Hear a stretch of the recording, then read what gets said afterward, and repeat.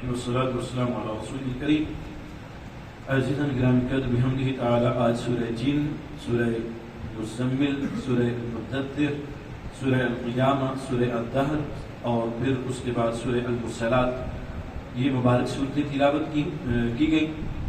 سادہ لفظوں میں بحمدہ تعالی آج ہمارے 29 پارے جو ہیں اللہ کے فضل سے مکمل ہو گئے الحمدللہ۔ عزیزان گرامی قدر میں نے کل آپ سے عرض کیا تھا کہ سورہ نوح کے متعلق ایک دو باتیں آپ سے عرض کروں گا۔ ایک بات اشارہ عرض کر دیتا ہوں، بالتفصیل مختلف مواقع میں آپ سے عرض کر چکا ہوا ہوں کہ استغفار کو اپنی زندگی میں درود پاک کے بعد لازم کیجیے۔ کمال چیز ہے، اکثیر ہے۔ اس سورہ نوح کی آیت نمبر 10، 11 اور 12 جو ہے وہ اشارہ کرتی ہے فَقُلْتُ اسْتَغْفِرُوا رَبَّكُمْ إِنَّهُ كَانَ غَفَّارًا يرسل السماء عليكم مدرارا ويمددكم بأموال وبنين ويجعل لكم جنات ويجعل لكم أنهارا۔ میں نے جو تفسیر اشارہ مقصود ہے اس واقعہ کی طرف، مولا کائنات مولا مرتضی شیر خدا مولا حیدر کرار کی بارگاہ میں سائل حاضر ہوتا ہے، مولا اولاد نہیں ہے دعا کر دیجئے۔ مولا فرماتے ہیں جا استغفار کیا کر۔ سائل حاضر ہوتا ہے، مولا رزق کی کمی ہے دعا کر دیجئے، مالک فراوانی دے دے۔ کہا استغفار کیا کر۔ شخص کچھ لوگ آ جاتے ہیں، بولا نہریں سوکھ گئی ہیں دعا کر دیجئے نا، فرمایا جاؤ استغفار کرو۔ پھر ایک گروہ آ جاتا ہے، بولا باغات سوکھ گئے ہیں پھل نہیں آ رہا، کہا استغفار کرو۔ لوگ حاضر ہوتے ہیں، مولا دیکھ نہیں رہے قحط سالی ہو گئی ہے، خشک سالی ہو گئی ہے، بارش نہیں برس رہی، دعا کیجئے نا۔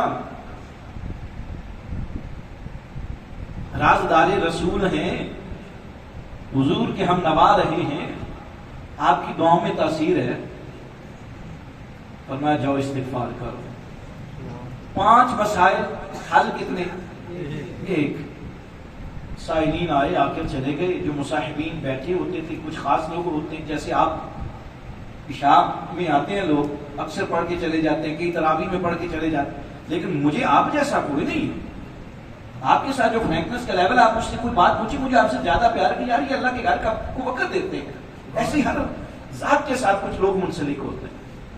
بعد میں لوگوں نے پوچھا مولا سمجھ نہیں آئی، رزق مانگنے والا آیا ہے ایک ہی استغفار حل، اولاد مانگنے والا آیا ہے اس کو بھی وہی حل، پھلوں کے لیے آئے ہیں ان کو بھی وہی حل، بارش کے لیے آئے ہیں ان کو بھی وہی حل، باغات کے لیے آئے ہیں ان کو بھی یہی حل، ایک ہی بات کہہ دی؟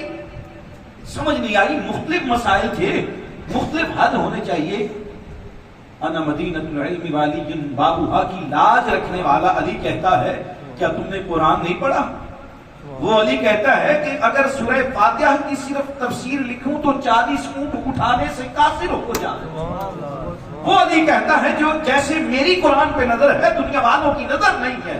تم مختلف حل ڈھونڈتے پھرتے ہو، مختلف مسائل ڈھونڈتے پھرتے ہو، کیا تم نے قرآن کی سورہ نوح نہیں پڑھی جس میں اللہ رب العالمین فرماتا ہے فَقُلْتُ اسْتَغْفِرُوا رَبَّكُمْ؟ اب توجہ کیجئے گا میری طرف، کہا فَقُلْتُ اسْتَغْفِرُوا رَبَّكُمْ، اپنے رب سے استغفار کرو، إِنَّهُ كَانَ غَفَّارًا، بے شک وہ بخشنے والا ہے۔ اور کیسا بخشتا ہے؟ جب استغفار کی جاتی ہے يُرْسِلِ السَّمَاءَ عَلَيْكُمْ مِدْرَارًا، وہ آسمانوں سے تمہارے اوپر موسلادھار بارش برسائے گا۔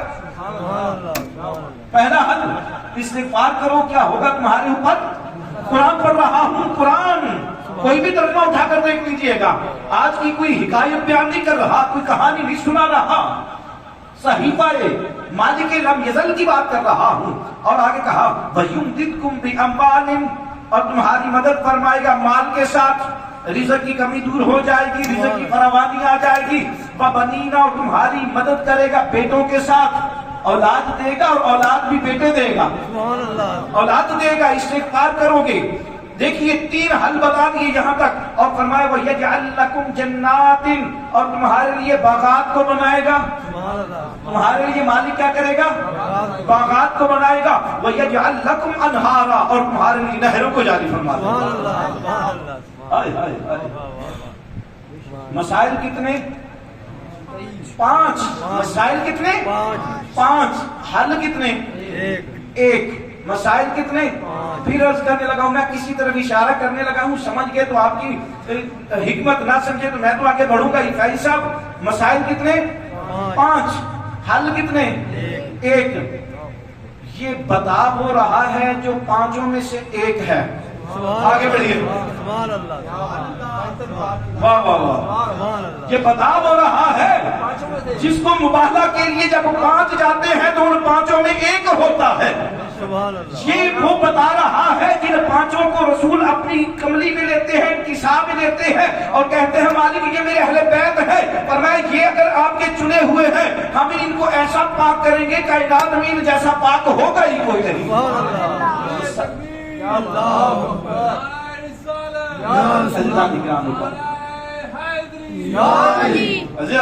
یہ علی کی نگاہ ہے قرآن کے اوپر، اس پہ توجہ کیجئے گا۔ نگرامی آگے بڑھتے ہیں، یہ باتیں بڑی لطف ہیں، وقت تو چاہیے ان کے لیے۔ پھر اس کے بعد سورہ جن جو ہے وہ پڑھی گئی۔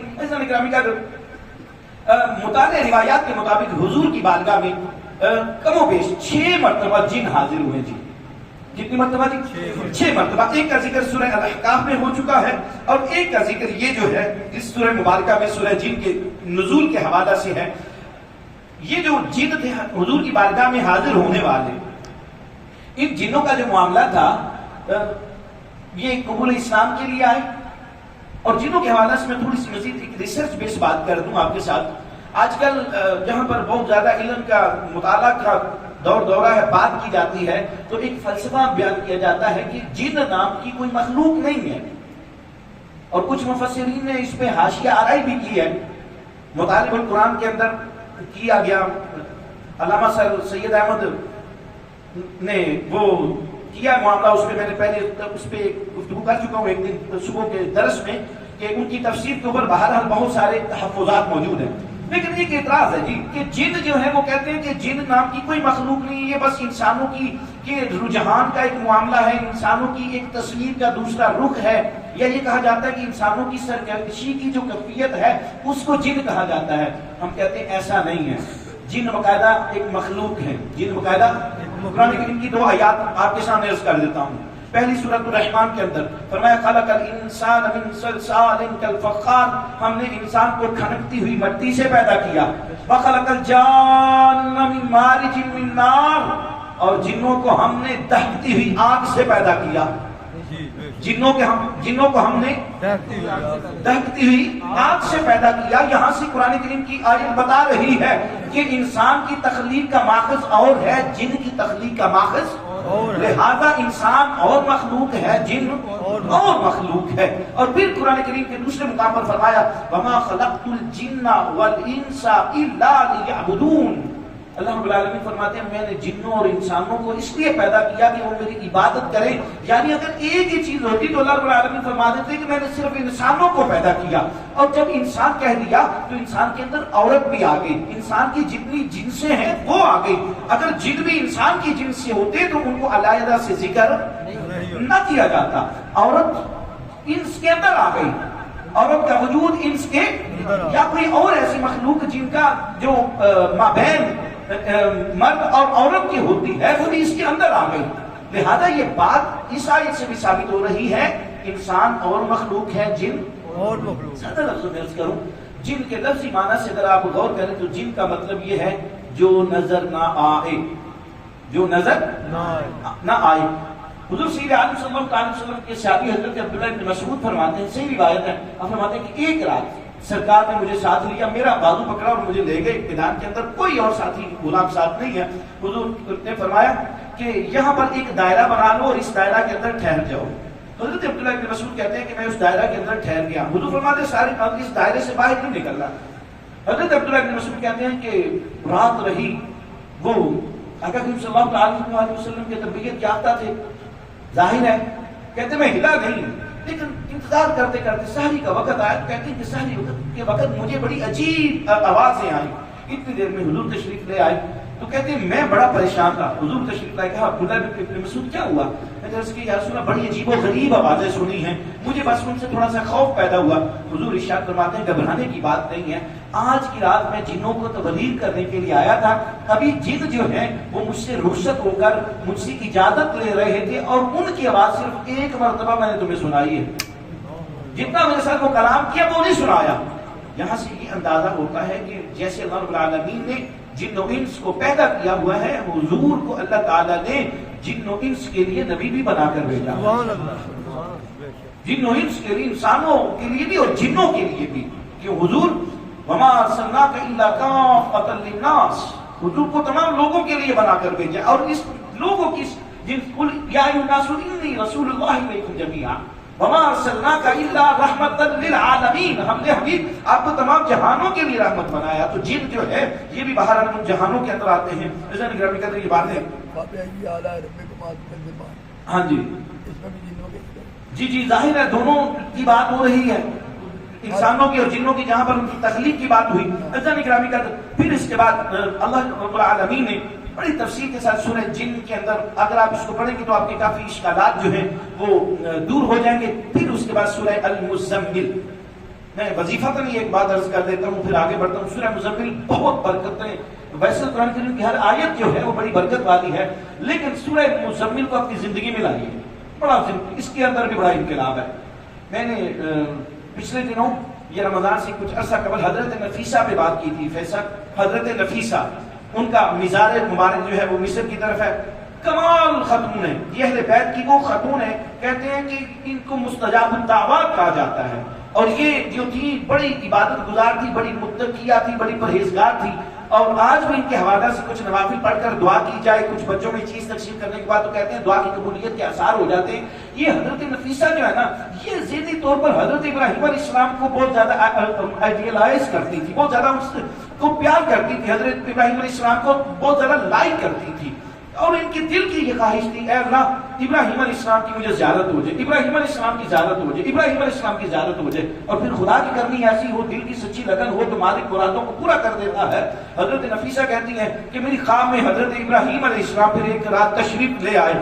آپ نے آ کر میرے سر پہ ہاتھ پھیرا, کہا بیٹی میں تیرے نبی کا بھی باپ ہوں, تیرے نبی کا بھی باپ ہوں, اور تو نے میرے ساتھ پیار کیا, بتا مانگتی کیا ہو؟ حضرت نفیسہ کہتی ہیں میں نے عرض کی ابراہیم علیہ السلام مجھے دنیا نہیں چاہیے, معرفت خدا بندی چاہیے, معرفت خدا بندی کا ایک جلوہ مل جائے, میں دونوں جہان میں کامیاب ہو جاؤں گی. حضرت ابراہیم علیہ السلام نے فرمایا بیٹی سورہ مزمل پڑھا کرنا, جو اللہ سے مانگو گی اللہ عطا کرتے. سبحان اللہ.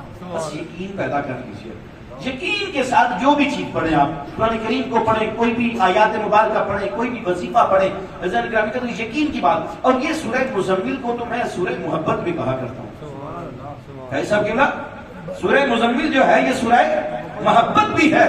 فرمایا حبیب پیارے یا ایھا المزمل قم اللیل الا قلیلا نصفہ او انقص منہ قلیلا او زد علیہ ورتل القرآن ترتیلا انا سنلقی علیک قولا ثقیلا ان ناشئۃ اللیل ہی اشد وطئا وقوا قیلا ان لک فی النہار سبحا طویلا واذکر اسم ربک وتبتل الیہ تبتیلا رب المشرق والمغرب لا الہ الا هو فاتخذہ وکیلا.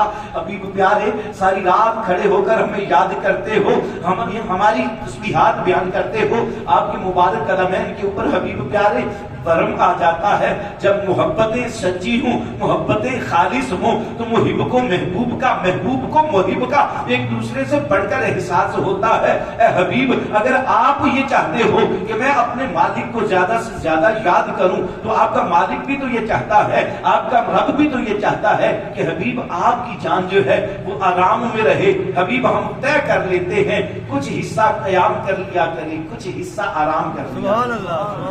ساری رات آپ کا جاگنا ہم سے دیکھا نہیں جاتا. حبیب پیارے ما انزلنا علیک القرآن لتشقی, قرآن اس لیے تو آپ پر نازل نہیں کیا کہ آپ مشقت میں پڑ جائیں. حبیب پیارے اگر آپ ہمیں پیار کرتے ہو والذین آمنوا اشد حبا للہ کے تحت, تو حبیب حبیب پیارے میں بھی تو یہی کہتا ہوں نا کہ قل ان کنتم تحبون اللہ فاتبعونی یحببکم اللہ، اے حبیب میں صرف تمہیں ہی پیار نہیں کروں گا، جو تیرے راستے پر چلے گا میں اس سے بھی پیار سبحان کروں گا۔ اللہ، لہذا سورہ مزمل کو میں کہا کرتا ہوں سورہ محبت، ایک وجدان کے بعد ہے اس کیفیت کے اندر، اور پھر اس کے بعد سورہ المدثر کے معاملات اور سورہ القیامہ کے معاملات بنیادی طور پر قیامت کے حوالہ سے ان چیزوں کو ابھی ان تمام صورتوں میں بیان کیا گیا۔ اور سورہ الدہر جو ہے اس کا دوسرا نام جو ہے وہ سورہ الانسان بھی ہے، هل اتى على الانسان حين من الدهر لم يكن شيئا مذكورا، اللہ رب العالمین نے انسان کو اس کی حیثیت یاد دلائی، مجھے اور آپ کو بتایا وہ اکڑنے والے، وہ باتیں کرنے والے، وہ بات بات پہ اترانے والے، بتاؤں تیری حیثیت کیا ہے، تیری اوقات کیا ہے، هل اتى على الانسان حين من الدهر لم يكن شيئا مذكورا، کیا انسان پر وہ وقت نہیں آیا کہ انسان کچھ بھی نہیں تھا، کوئی قابل ذکر چیز نہیں تھا، پھر کیا ہوا؟ اِنَّا خَلَقْنَا الْإِنسَانَ مِن نُطْفَةٍ أَمْشَاجٍ نَبْتَلِيهِ فَجَعَلْنَاهُ سَمِيعًا بَصِيرًا، بے شک ہم نے اس انسان کو ایک قطرہ سے پیدا کیا اور پھر اس کو ہم نے بصارت دی، ہم نے اس کو سماعت دی، پھر اس کو خوبصورت جسامت دی، پھر اس کو خوبصورت شکل دی، اِنَّا هَدَيْنَاهُ السَّبِيلَ إِمَّا شَاكِرًا وَإِمَّا كَفُورًا، ہم نے اس انسان کو دونوں راستے دے دیے ہیں، چاہے ناشکرا بن جائے چاہے شکر گزار بن جائے۔ دعا یہ کیا کریں کہ مالک ہمیں شکر گزار بننے کی توفیق عطا فرمائے، آمین۔